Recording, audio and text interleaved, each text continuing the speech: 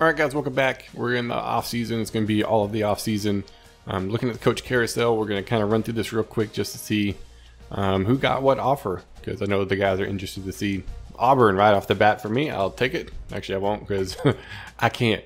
But we're going to decline the offer just so I can see if any other options come up for myself. But for everybody else, I'm going to force them to stay with their current offer or current job because that's the way we're doing it. So Arkansas State also got offered the Auburn job because I declined it. And it looks like Merk as well will probably be offered. No surprise there. We all had really good seasons. A lot of the guys had really good seasons. So I'm going to force the contract pick for him and see who's next. And of course, Merk also got offered the job at Auburn because neither of us accepted it. So we got a good offer. I mean, Stanford probably next on the list since the dude did retire. So if I had taken Auburn, Stanford would probably be right up there for either of the two guys next. The sad thing is we won't be able to see what other options they would have gotten. But still, three of the guys getting offered SEC school right off the bat. Pretty awesome. All right, looks like Temple would have got the option to go to Colorado, and then UTSA and probably Tulsa. I'm going to assume all three. Yeah, Tulsa also got the option. Texas State offered to Cincinnati. UMass offered a defensive coordinator position at Ohio State. And New Mexico offered offensive coordinator at Tennessee. Army, right off the bat, already offered offensive coordinator position at Washington. And that's it. That's everybody.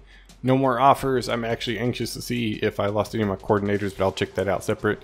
We're going to advance it, and we'll be right back. All right, just got done with the coach carousel. Now I'm players leaving. I lost my coordinator, but I got a very good offensive coordinator to fill his spot. I think it was the head coach of UCF. So I'm going to put points on him in that particular point in the offseason stages. But yeah, looking forward to that. Let's see who we have leaving. Anybody going pro? Hendrickson's going pro, projected to go in the first round. Everybody else is just graduating. Not a lot of guys that played much anyways. Cameron was huge for us. Offensive line, obviously, is going to hurt. Same thing with defensive line, especially since they're all Americans. Warren didn't play a whole lot, but that's fine. So nobody going early or wanting to transfer or anything, which is great. So we're done with this stage. On to the next one. All right, we are into the recruiting now. I'm going to show you what I'm looking at for my recruiting wise. Then we'll advance it, look at signing day, and go from there. I have 6 scholarships left, and I have 13,000 points because of my coach upgrades. So I'm putting 4,500, and then 4,000. Now, if I can get these guys, great. If not, I'm not going to worry about it too much. Kicker would be nice to have this halfback just because I don't want Alabama to get him, but I assume they're going to put all the points on him. And then it's quarterback because I was going after him the whole time. But there's no guarantee if I get him or not. And if I don't, then I got an athlete that I can move over, no problem. Nobody else shows ready to advance, but we've waited the allotted time. So I hope everybody's ready to advance. If not, I apologize. But we're going to advance it into the next stage, which is signing day. And we'll be right back. All right, let's go down with the advance. We are into signing day now. Let's check out the recruiting classes. Top classes, I ended up number 24. I dropped a lot this last week. Highest rated user though, happy about that. Let's see what kind of recruits I got. I'm pretty sure I didn't get that running back. I think Alabama got him, but it is what it is. We got some pretty good players, man. 6'2" athlete, a 6'6" wide receiver that's a 4-star. Got quite a bit of 4-stars. A couple of athletes, but we improved all the way around, man. Offense, defense, man, athletes. I did get both kickers, which is fine. I'll just keep one, maybe redshirt the other. It's no big deal. Not going to hurt my feelings done. Offensive line is going to look good. Athletes are going to translate into playmakers, preferably secondary or quarterback. So definitely looking forward to that. Miami of Ohio. We'll see how he did. A couple of halfbacks, a lot of athletes, a ton of wide receivers. And then he improved his linebacking core across the board there. But he went after a couple of athletes as well. Merk did a pretty good job recruiting. UMass sitting at the number 32 spot. Got an athlete, wide receiver, halfback athlete, and then worked on his defense. Look at all this defense. Corner, defensive line, free safety, strong safety. He then improved his offensive line. Dude did a pretty good job recruiting what he needed, which is offensive line and defensive line, apparently. Nevada sitting at the 45 slot. He got a lot of 3-stars. Let's see. A couple of quarterbacks. Got a ton of, wow. He must have needed a quarterback, because let's see. 1, 2, 3, 4, 5. 5 quarterbacks, man. Died gum. I don't think all these guys are gonna play. Even if you're very unsure, man. Zeesh.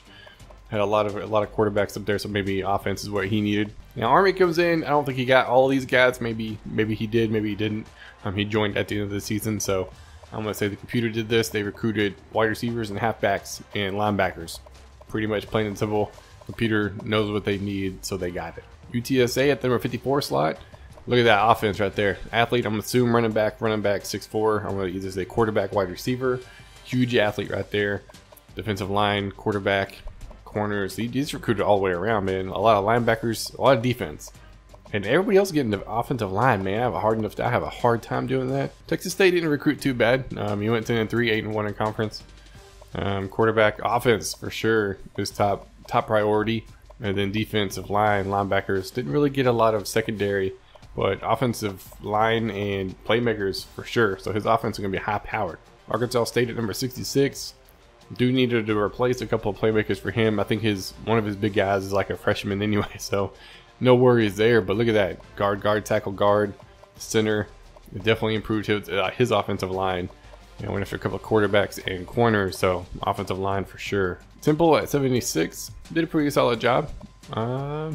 Secondary, it seems like the top priority to me, or defense for sure, because he's got an athlete, wide receiver, halfback. Athlete might be a corner, can't really tell from here, but majority of it seems like defense. He's got enough playmakers to where he needed to focus on building up that deep. Tulsa, the Italian, he's not really set on staying with them, but he did a pretty good job recruiting. He's got the shortest contract, which is 2 years. So I don't know if we're gonna have to make him stay the next year, but his contract runs out regardless. So we will need to discuss that internally. But I'm pretty sure since his contract runs out, he can go where he dang well pleases after that. But just kind of all over the place, man. Wide receivers, halfbacks, linebackers, corners, just got whatever he wanted. New Mexico sitting at number 95. Defense, man, that's been like the go-to thing for everybody is defense. Either defensive line or secondary. And there's a couple of guys that are focused strictly on linebacking core, but most of the time, man, defensive line or secondary. And that closes us out with signing day. The next stage will be position changes, and then after that will be training results. I won't show position changes, but I will show training results for everybody in the league. I may or may not fast forward through it, just so people can see if they're not able to be on. For that, I'm going to wait like a day. Like for signing day, I'm waiting a day so people can see who they get. Position results would be 2 days. Our position changes 2 days, training results a day. And then we should be almost to, and then cut players will be 2 days. And then off season, what is it? Whenever you can mess with the schedule and stuff like that, or not schedule, mess with the divisions, stuff like that. We'll probably just skip right through that and get to off season. So we'll be right back, man. Looking forward to training results. All right, guys, we're into training results. So I'm going to show everybody's teams as we go through. We're going to try to do it pretty quick. My team improved quite a bit, man. I got a lot of solid players. My offense, offense is easily the highlight of my team. Other than that, defense kind of lacking, but they'll get there. I do have a lot of young guys, and like this doesn't include the freshmen in this list. In case you were curious, and then like I said before, I usually switch the people I'm going to cut to punter, so I know who I'm going to cut. So that's why I have so many punters right there. But we're looking to be pretty good. We'll be a pretty solid team, not a merk team. Guys got 290s overall. I actually haven't looked at anybody else's teams to see what everybody else is ranked. It's my first time going through it as well. I mean, his top 20 people are 80 overall plus, with a couple in the 90s. So merk's looking pretty good over there. He's improving. He's gonna have a pretty good team. We are gonna make some changes to the conferences. At least one Army wants to be moved to another conference instead of independent, so I'm gonna make that happen. And I was gonna try to give everybody a conference championship, but some of the guys don't want one, so I guess I won't do that. Gotta keep people happy. we vote for a reason. I mean, we didn't vote on it this time. It was just kind of lightly discussed. Just a few people that talked about it, but it is what it is. New Mexico, 92 overall, halfback. Oh, yeah. He's got a pretty good offense. And then another halfback up there. He's supposed to be back this season as well. He just did a couple of, just did some moving and getting everything set up. So hopefully we'll have him back. And the lilshef over at Nevada said he's going to be back as well. It's been super busy, so we're going to have everybody back playing their games, hopefully. Wide receiver for Temple and a corner. Oof. Okay, he's going to be a pretty good team over there in the American. Him and the Italian, I think, is Temple and Tulsa. They didn't get to play their conference championship game, which I was kind of sad about because I was curious about it, but it is what it is. Sometimes you get them, sometimes you don't. Wide receiver, oh, perfect. Texas State, see how much he improved. 83s overall, not too shabby. He's got people in the mid to low 80s. That's all you can ask for, man. As long as you're not in the 60s, you're good. As far as I know. I mean, maybe that's fine with you. About me, it seems like every time I stop, the defensive tackle is the next person on the list. Except for that time, it was tight end and linebacker. Never mind. Tulsa, how much he improved? 86s overall. Now he's on his second year of his contract, and we had a rule where you had to stick with your team for 3 years, but his contract expires. So he's the only one that has less than like a 5-year contract. It'll be interesting to see how we do that. I'm pretty sure we're going to let him go wherever because he fulfilled his contract. I think that was the stipulation. He fulfilled it and he is done. So we'll see. Anxious to see what kind of team he picks up on. He doesn't like the building process. I mean, he's done it way too much here recently in all the dynasties we've been a part of. So he just wants to be the powerhouse team and start destroying people because that's what the Italian does. But we're gonna do our best to make it happen for everybody. UTSA got a 90 overall right end. Oof. His defense is killer. Zeesh. Gonna have to watch out for that this year. We had 2 pretty good games. We're really even players, man. Like I said during our game, looking at the stats, we're almost identical on offense and defense. We play a lot alike whenever we do play. So it's very interesting to see that matchup. Senior, that's not even his best wide receiver. I mean, it is. His playmaker was his freshman, I'm pretty sure. I think he's the one that won the Heisman or up for it. Guy's good. Arkansas State, looking forward to seeing how he does this year. Him, myself, and I think the CPU were the only undefeated teams. I know for a fact me and him were the only users. Army comes in. He was like, dude, why do I have so many fullbacks? I was like, I don't know, man. The CPU recruited for you. I don't know what to tell you. That's all I could do is just tell you to cut some people, because that's about it. He's ready to get things rolling, man. He's been hitting the chat up, trying to keep things moving in the offseason as fast as possible. But there you go. There are the training results for everybody. Like I said previously, that doesn't include any freshmen, because I know I got 2 freshman receivers that are probably going to start. But everybody's good to go, whether it says they're ready or not. We're going to advance it, and we'll be in the preseason. Be right back. All right, we are in the preseason. Schedules are made. This is going to be a rundown of everybody else's schedules. I try to give everybody at least 2 user games, but literally everybody in the Dynasty started conference about week 6, week 7.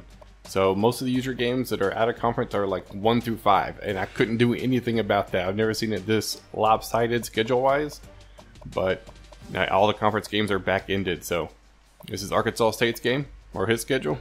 We got Army. I didn't move Army into the Mountain West because he wanted to be in a conference for a conference championship.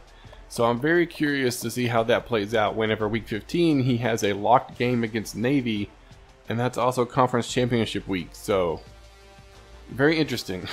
If he wins his conference or his division in his conference, I'm not sure what will happen, and I hope it doesn't break anything. We will definitely take a look at that going in next season, but it's too late to do anything about it now. So he's got 4 users. There's 2 users that have 4 users. Everybody's got at least a game before a user, with the exception of Texas State. He requested to play 3 users plus the one he has in conference. So all of his out of conference games are locked to users. So I couldn't do anything about that. I tried to keep any rivalry games that were there. Miami University as well as Temple, I'm pretty sure, both have locked, or not locked, but I try to keep them with their rivalry games. But because they already had their 3 users, Nevada's the same way. He's got 3 people in his conference now, so it was real easy to schedule. We did lose UMass. He dropped out, no longer part of the Patreon Dynasty. So I want to have a huge shout out to him. Thanks for sticking around. Thanks for being a part of it for as long as he did. Very much appreciated. Thanks for the support. And good on you, man. Good luck in whatever your endeavors are in the future.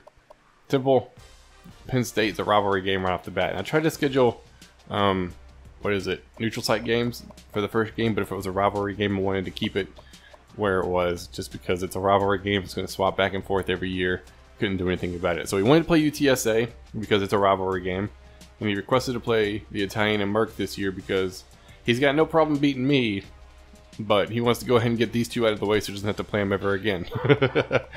And then Arkansas State for his conference game. So I tried to not give him back-to-back bye weeks, but I mean, I did the best I could with what I got, trying to schedule the other 9 members of the Dynasty. So I'm sorry that you had to play 3 users in the first 5 weeks, but I can't do anything after week 7. It's locked. It's like I said, it's how everybody's schedules were this year. Not really anything I could do about it. And I am playing old the Italian this year. It's going to be interesting. And it's week 8, so no guarantee. My schedule is going to be rough, man. There's no guarantee that I'm going to win anyways. But and the Italian also plays Arkansas State, who did knock off Merk last year. So he's worked his way around the block. And then UTSA at the end. Same thing. I try not to give anybody back-to-back bye weeks if I could. Just some of them are a little hard. I gave him Merk towards the end of the season just to. I think that was the only dime. Like there was like a week 7, a week 8, and then a week 12 for some people. And this was the only one where I could have scheduled these 2 guys to play, so I did. But I set up neutral site locations for a lot of people, and I have to set it up before I advance. If I back out and come back in, it won't keep it. It's just really weird like that. So keeping the custom schedules, we're all set. I've done my recruiting. My recruiting board looks pretty solid, pretty far. So far, I don't need a whole lot. I've done my red shirt, set my depth chart. We'll look at that in my first bye week, my depth chart wise. But everybody's ready to roll. Spartan's supposed to be back. Luke's supposed to be back. They're still on autopilot for now, just in case they do have a user game. It's a lot easier to get that game in. But we're ready to roll. Arkansas State's the only one ranked. That's gonna be it. We're gonna advance it, and we'll show week 1 who's playing who. Alright, just got done with the advance week 1. I play number 23 Texas. It's gonna be a heck of a game.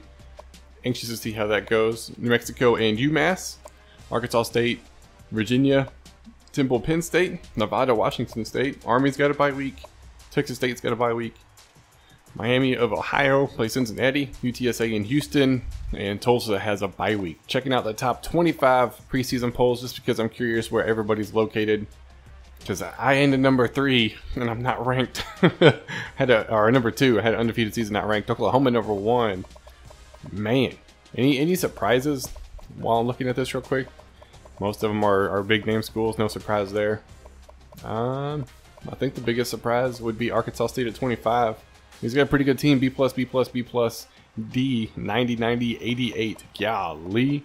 He's got a pretty stacked team over there, Arkansas State. Temple at 38. Myself at 39. Tulsa at 48. Miami University at 52. UTSA at 53. Texas State at 57. Come on, teams. Let's go.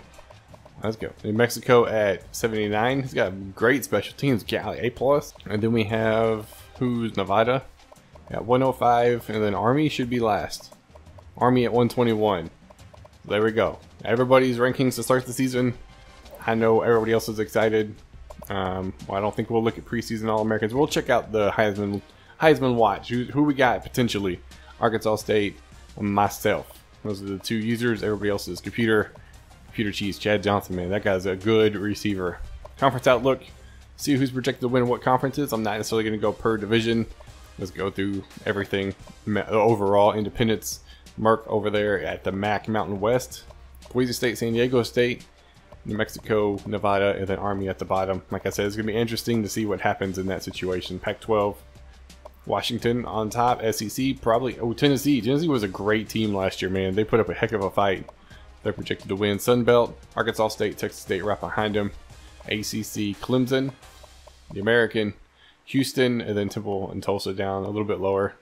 Big 12, Oklahoma, of course, they're number 1 in the nation. Big 10, Ohio State. And then Conference USA, myself, UTSA, back to back. And we're in the same division, so we're in opposite sides. So we're gonna have to play each other for the conference championship again. I don't think we played during the season. Did we play during the season? Did I already forget? We play early in the season, so we're gonna have to play twice again. It's gonna be a heck of a game, man. Both times we played so far have been really good games, hands down. Let's kind of peek through these real quick. We'll just look at the first team. Won't look at the second team or anything. How? First team all NCAA. Arkansas State's 2 wide receivers, senior and senior, a 90 and 92. The guy's gonna throw the football around a lot. Colorado State was a user. My left end up there. Then Arkansas State's defensive tackle. Oz, my middle linebacker. Williams, my corner. Yeah. UTSA's free safety. And then Merck's sophomore strong safety. That dude went off last year with UMass as a returner. Like I said, was a user, no longer a user. So if you guys want to check that out in the Dynasty, make sure you do. And there you go. We are done, ready to get season 2 rolling. I know I'm excited after my undefeated season. How long can I keep that rolling? We're going to find out. That's going to be it for this episode. Hope you guys enjoyed, and we'll see y'all next time. I want to give a huge shout out to everybody that supported me via Patreon. It's not required or anything like that. I don't really advertise it or anything, but as a special thank you for the people that have donated, this is just a little credit section that's going to run at the end of every video. So hope you guys enjoy, and thank you once again for the support. It means a lot to my family and I.